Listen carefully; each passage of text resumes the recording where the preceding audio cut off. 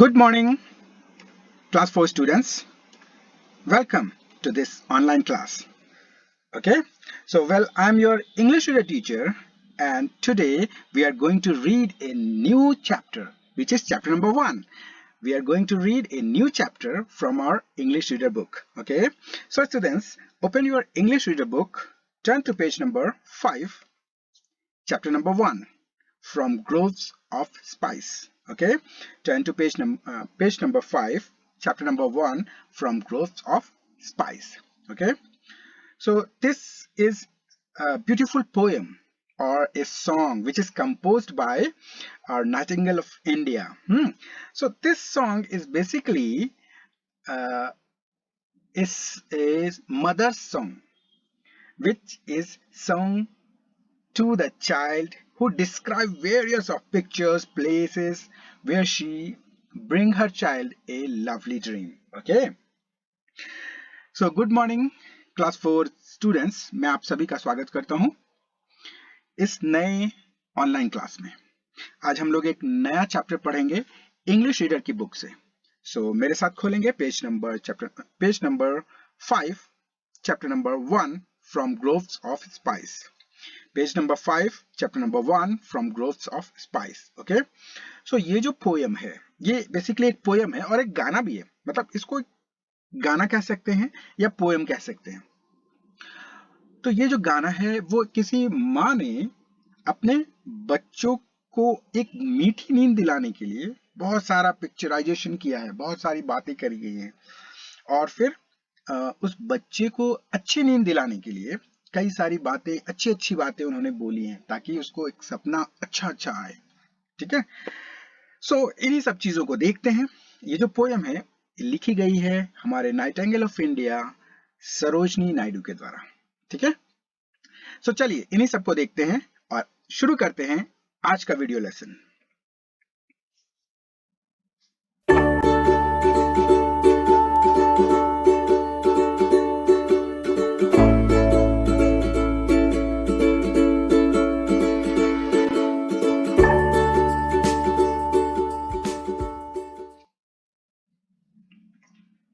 So students, from Groves of Spice, this beautiful poem or song was composed by the Nightingale of India, Sarojini Naidu. You know, she is Sarojini Naidu, a Nightingale of India. She was a great Indian poet, orator, and politician. Okay. So students, ये जो poem है, इस poem को compose किया है हमारे Nightingale of India Sarojini Naidu के द्वारा से। भारत कोकिला सरोजनी नायडू के द्वारा से। इनका जन्म हुआ था 13 फरवरी 1879, 1879। तो इनका जन्म हुआ था 13 फरवरी 1879 में, और इनका देहांत हुआ था 2 मार्च 1949। ठीक है, इनके एक विकिपीडिया पेज है, इसके बारे में, इनके बारे में सारा कुछ डिटेल है। इनकी सारी जीवनी यहाँ पे लिखी हुई है। तो ये विकिपीडिया पेज का लिंक मैं आपको डिस्क्रिप्शन में दे दूंगा ताकि आप इनके बारे में और अच्छे से जान सकें। ठीक है, ये नाइटिंगेल ऑफ इंडिया जो हैं, इन्होंने जो ये पोयम लिखी है, ऐसी बहुत सारी पोयम उन्होंने लिखी है, और ये जो है एक महान पॉलिटिशियन भी रही हैं। तो चलिए देखते हैं हम लोग इस पोयम को, इनके द्वारा लिखी गई इस पोयम को। Okay, so students, I am going to read this chapter and you will repeat after me. What you will do, you will repeat after me. मैं इस चैप्टर को पढ़ूंगा और आप लोग क्या करेंगे, मेरे पीछे पीछे रिपीट करेंगे, so that you can pronounce correctly, ताकि आप सही सही प्रोनाउंस कर पाए। Okay, so repeat after me. From groves of spice. Repeat after me. From groves of spice, over fields of rice, earthward the lotus stream, I bring for you a glint with dew, a little lovely dream. Sweet, shut your eyes, The wild fireflies dance through the fairy neem from the poppy bowl. For you I stole a little lovely dream. Dear eyes, good night. In golden light, the stars around you gleam. The stars around you gleam.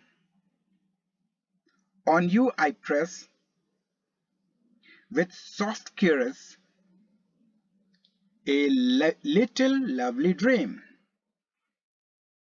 Sarojini Naidu.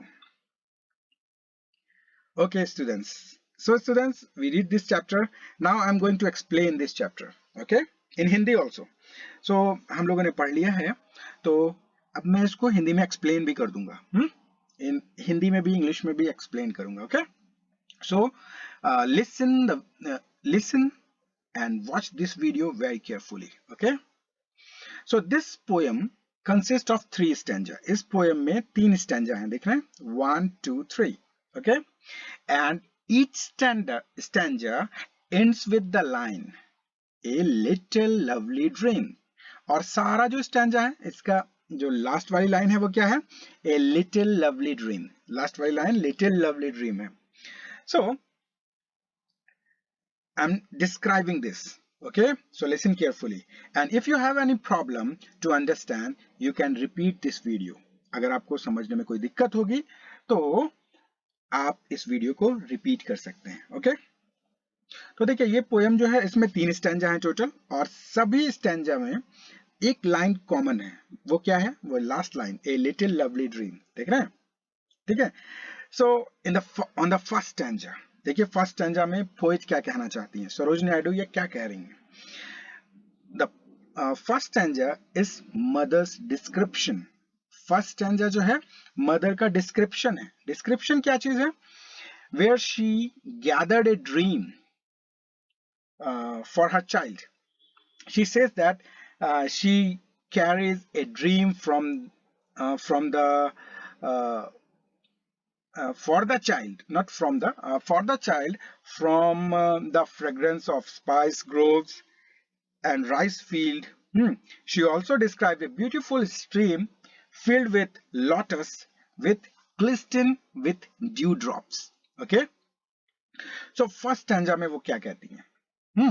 First stanza जो है इसमें वो describe कर रही है. Actually क्या describe कर रही है कि उस अपने बेटे को एक मीठी नींद आए तो उसके बारे में वो कुछ चीजें बना रही हैं, मतलब बता रही हैं कि मतलब एक अगर आप सोने से पहले कोई बुरा मूवी देख ले या फिर कोई बुरी सी कहानी सुन ले, मतलब डरावनी सी, तो आपको सपने भी वैसे ही आएंगे.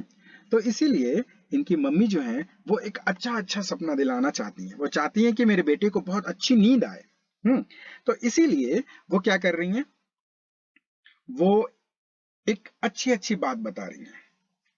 ठीक है, तो वो कह रही हैं कि वो एक सपना लेके आ रही है. वो एक सपना लेके आ रही है. कहां से लेके आ रही है? From groves of spice. वो लेके आ रही है, जैसे चैप्टर का नाम है फ्रॉम ग्रोव्स ऑफ स्पाइस. वो एक सपना लेके आ रही हैं. कहां से? बागीचों से, मसालेदार बागीचों से. मसालेदार बागीचों से वो सपना लेके आ रही हैं. कहां पे है वो मसालेदार बागीचा? Over the field of rice. Rice के खेत के ऊपर में या फिर आगे में. या कुछ ऐसा बता रही हैं, कुछ खुशबू के बारे में बोल रही हैं, या फिर मसाले के बगीचों से वो सपना लेके आ रही हैं. सो ये जो राइस फील्ड कहां पे है? वहां पर जहां पे लोटस स्ट्रीम है, जहां पे कोई झरना है जिसमें ढेर सारे लोटस लगे हुए हैं. लोटस मतलब कमल, राइट? हाँ, तो कमल है, जहां पे एक झरना है जहां पे ढेर सारे कमल लगे हुए हैं. वहां से मैं सपना लेके आ रही हूं तुम्हारे लिए. अब वो कमल कैसे दिख रहे हैं? वो कमल जो है उनपे ओस की बूंद पड़ी हुई है और उससे, ओस की बूंद तो समझ रहे हैं, हाँ, गोल गोल ड्रॉप्स बनती हैं। तो ओस की बूंद पड़ी हुई है उस कमल पे, और वो जो ओस है वो चमक रही है, रोशनी में चमक रही है। तो वहां से उन उन कमल के फूलों के पास से, या फिर उन कमल के बगीचों से, या फिर वो स्पाइस के बगीचों से, मसालेदार बगीचों से वो लेके आ रही हैं उसके लिए सपना। सो फर्स्ट स्टैंजा में वो डिस्क्राइब इन सब चीजों को कर रही हैं। Okay, so now on the second stanza, अब सेकंड स्टैंजा में वो क्या कहती हैं? Sweet shut your eyes the wild fireflies, बोलती हैं कि sweet shut your eyes the wild fireflies dance through the fairy neem from the poppy bole, for you I stole a little lovely dream. Okay, so in the second stanza the mother asked her child to shut his eyes. अब उन्होंने क्या कहा? Mother कह रही हैं अपने बेटे को कि अपनी आंखें बंद कर लो, and imagine the fireflies glowing in the dark, flying around the sacred neem tree. Okay, and she said she hopes that child has a sleep as pleasant as the kind of sleep induced by poppy plant. अब देखिए, ये जो second stanza है इसमें अब उनकी mummy अपने बेटे को समझा रही हैं। पहले तो उन्होंने डिस्क्राइब किया कि कैसा होगा सपना। उन्होंने बोला कि मैं सपना कहाँ से लेके आ रही हूँ, बहुत दूर बागीचों से, गुलाब के बागीचों से, वहां से लेकर के आ रही हूँ, जहाँ पे झरना है, जहाँ पे खूब चमक है, और वहां पर जो गुलाब नहीं, कमल के बगीचों से, कमल के बगीचों से, वहां से लेके आ रही हूँ। तो अब सेकंड स्टैंजा में वो अपने बच्चे को बोलती हैं आंखें बंद कर लो। सेकंड स्टैंजा में वो बोलती हैं कि अपने बच्चे को बोल रही हैं कि अब आप अपनी आंखें बंद कर लो, अपनी आंखें बंद कर लो और सोचो, और कुछ सोचो। तो क्या सोचो? यस, सोचो द वाइल्ड फायरफ्लाइज। सोचो वाइल्ड फायरफ्लाइज के बारे में। तो वाइल्ड फायरफ्लाइज मतलब क्या होते हैं? जी हाँ, जंगली जुगनू। फायरफ्लाइज क्या होते हैं? जुगनू ना। तो जुगनू हम लोग समझते हैं, जानते हैं। तो फायरफ्लाइज हैं जुगनू। तो वो कह रही हैं कि इमेजिन करो जुगनुओं के बारे में। जुगनू क्या है? जो डांस कर रहे हैं, ठीक है। ये जो जुगनू हैं वो डांस कर रहे हैं, वो अपनी रोशनी, अच्छा लगता है ना जब रात में जुगनू चमकते हैं। आपने कभी देखा होगा, देखा है रात में? ये खासकर गांव वाले इलाके में होता है, या नदियों के आसपास वाले इलाकों में होता है, या झरनों के आसपास में ऐसा होता है कि ढेर सारे जुगनू, वहां पूरा चारों तरफ अंधेरा होता है और सिर्फ जुगनू टिप टिप, कई सारे जुगनू एक जगह चमकते हैं और ऐसा लगता है कि वो नाच रहे हैं। तो वो ऐसे ही बता रही हैं। अब अपनी आंखें बंद कर लो और इमेजिन करो कि कई सारे जुगनू हैं जो डांस कर रहे हैं। और कहाँ डांस कर रहे हैं? फेरी नीम के पास में। एक नीम का पेड़ जो उनके घर के आसपास में होगा, हो सकता है, या कहीं और के बारे में, जो नीम का पेड़ है उसके पास में डांस कर रहे हैं। अब ऐसा सोचो कि सारे जुगनू उनके नीम के पेड़ के पास में डांस कर रहे हैं। और यहाँ पे नीम का पेड़ क्यों बोला गया? क्योंकि नीम का पेड़ एक पवित्र पेड़ माना जाता है हमारे इंडियन ट्रेडिशन में, हमारे इंडिया में, है ना। एक पवित्र पेड़ होता है। इनकी पूजा भी करते, राइट। हाँ। और इसके फलों से, इनकी पत्तियों से बहुत सारी बीमारियां ठीक हो सकती हैं, जैसे खुजली उजली, इन सब बीमारियों से। तो इसीलिए क्योंकि ये इंडियन राइटर हैं तो इंडियन टच तो मिलना चाहिए, राइट। इसीलिए उन्होंने ऐसा नीम का पेड़ का इस्तेमाल किया है। और फिर वो क्या कहती हैं कि वो वहां पर उस नीम के पेड़ के पास में ढेर सारे जुगनू घूम रहे हैं, नाच रहे हैं, ऐसा लग रहा है कि वो नाच रहे हैं, डांस कर रहे हैं। और वहां से तुम्हारे लिए मैं एक सपना लेके आ रही हूँ। यहाँ पे फॉर यू आई स्टोल, यहाँ पे एक वर्ड है, फॉर यू आई स्टोल, मतलब वहां से मैं एक सपना चुरा के ला दे रही हूँ तुम्हारे लिए। तो यहाँ स्टोल करना तो अच्छी बात नहीं है, राइट। स्टूल चुराना तो अच्छा बात नहीं है ना? लेके आना अलग चीज है, चुरा के लाना इज नॉट गुड, राइट? तो आप लोग ऐसा नहीं करेंगे। तो छिपा के लेके आ रही है, ऐसा कुछ होगा। चुरा के नहीं, छिपा के लेके आ रही है, मतलब कोई छीन ना ले, कोई देख ना ले, शायद इसीलिए वो स्टोल वर्ड यहाँ पे लिखा गया है। ठीक है, तो वहां से लेके आ रही है।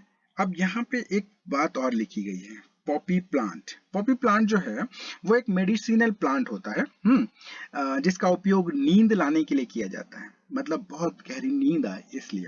तो वो बोल रही हैं कि मैं तुम्हारे लिए जो सपना है वो लेके आ रही हूँ, चुरा के ला रही हूँ। कहाँ से? पॉपी प्लांट के पास से, मतलब ये पॉपी प्लांट से लेके आ रही हूँ चुरा करके। तो पॉपी प्लांट वैसा पौधा है जिसको खाने से आपको नींद आ सकती है, गहरी नींद, सुलाने वाला पौधा है। Okay, now on the third stanza. अब थर्ड स्टैंजा में चलते हैं। Dear eyes good night, in golden light the star around you gleam, on you I press with soft cares and little lovely dream. Okay, so third stanza. चलिए अब third stanza, the final stanza. On the final stanza, when child fall asleep, जब बच्चा अपनी गहरी नींद में हो जाता है, सो जाता है, his mother bid him good night as she is gently cares and patting him to sleep. Okay, she says that stars seem to be shining with a golden light and she hopes he has a pleasant dream. Okay, so the final stanza में क्या होता है? Final stanza में होता यह है कि वो जो बच्चा है ना, अपनी आंखें बंद करके सो जाता है, वो सच में सो जाता है। अब इतना देर से मम्मी उनको लोरी सुना रही थी, गाना टाइप में बता रही थी, और वो सच में सो जाता है, और वो सो जाता है, और फिर क्या होता है? एक मिनट, वो सो जाता है। और जब सो जाता है तो क्या होता है? तो उसकी मम्मी जो है वो अपने बच्चे को धीरे धीरे थपकी दे करके थपकी दे करके बोलती है गुड बाय, गुड नाइट, है ना? जैसे हम लोग अपने मम्मी पापा को गुड नाइट बोलते हैं रात में, आप बोलते हैं?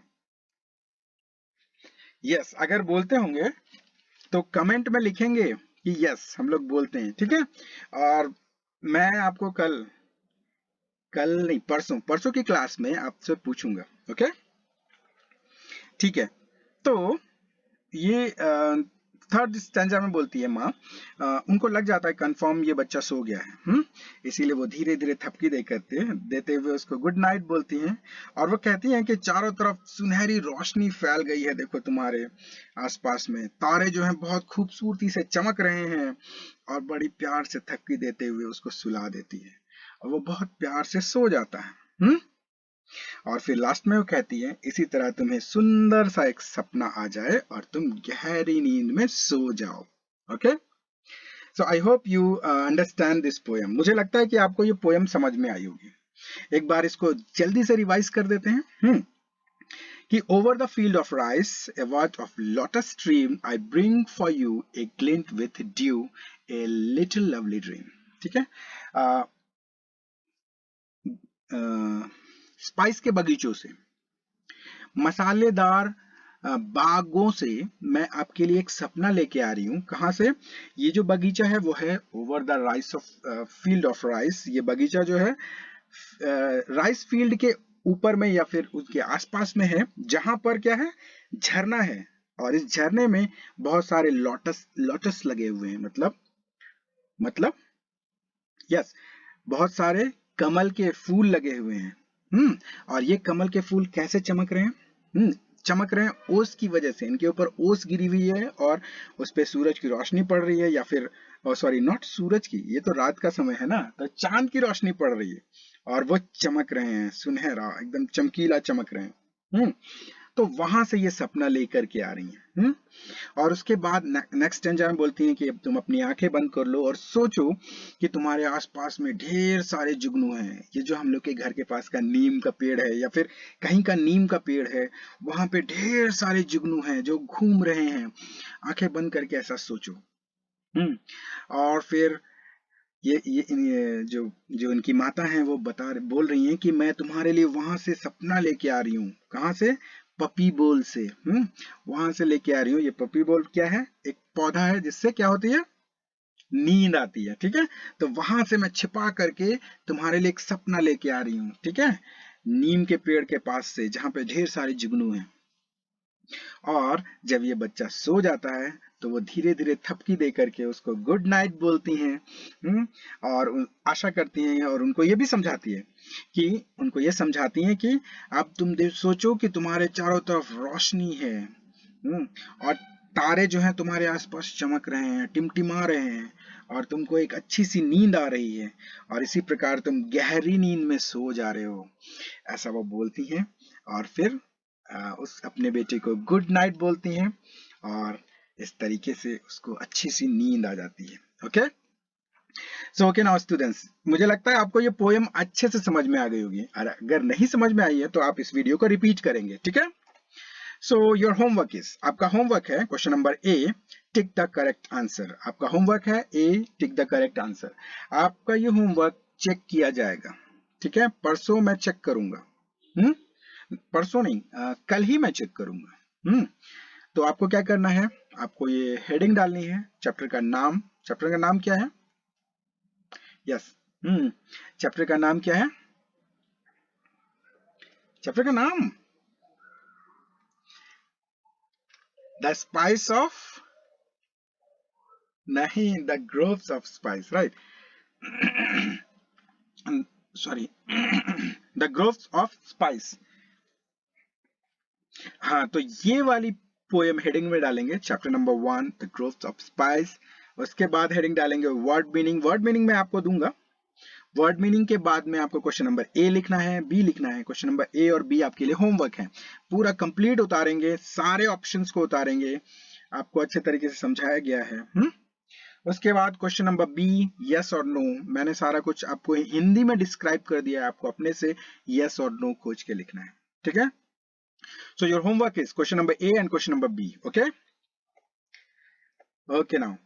So now we will finish all these things. वो सारा जो exercise है हम लोग सारे को finish करेंगे.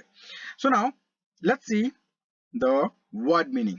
चलिए हम लोग देखते हैं word meaning. पहला है stream. Stream मतलब झरना. Stream मतलब झरना. Second dew. Dew मतलब ओस. Caress मतलब थपकी देना या सहलाना. ऐसे थपकी देते हैं ना. हाँ, ग्लिंट, ग्लिंट मतलब चमक या रोशनी। ग्लिम, ग्लिम मतलब रोशनी की एक किरण। ओके, ये किताब में आपके दी हुई है। तो इसको आप हेडिंग डालेंगे वर्ड मीनिंग, उसके बाद सारे वर्ड मीनिंग्स उतारेंगे, उसके बाद क्वेश्चन नंबर ए और बी होमवर्क वाला चीज को कंप्लीट करेंगे। Okay, so this is for all today students, so keep learning, keep studying and be safe. अच्छे से रहना है, ओके।